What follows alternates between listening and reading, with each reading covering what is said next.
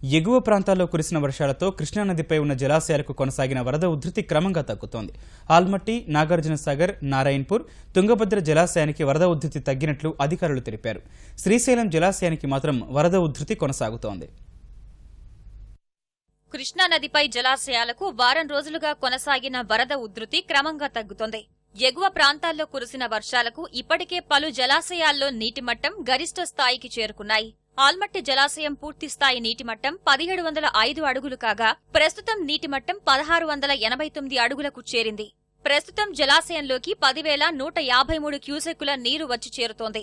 నారాయణపూర్ జలాశయం పూర్తిస్థాయి నీటిమట్టం 1615 అడుగులు కాగా ప్రస్తుత నీటిమట్టం 1614 అడుగులకు చేరింది.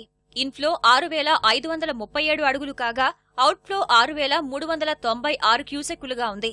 తుంగభద్ర జలాశయం పూర్తిస్థాయి నీటిమట్టం 1633 అడుగులు కాగా ప్రస్తుతం 1625 అడుగుల నీరు జలాశయంలో చేరింది.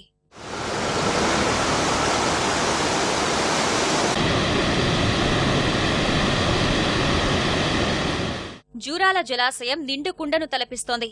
జలాశయం పూర్తిస్థాయి నీటిమట్టం 1045 అడుగులు కాగా ప్రస్తుతం 1043 అడుగుల నీరు చేరింది.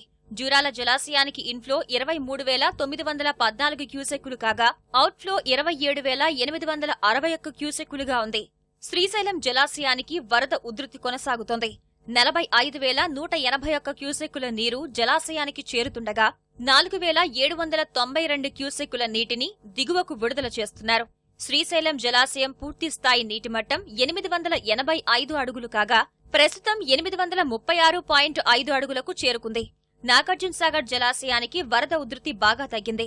నాగార్జునసాగర్ పూర్తిస్థాయి సామర్థ్యం 590 అడుగులు కాగా ప్రస్తుతం 510 అడుగుల నీరు మాత్రమే చేరింది.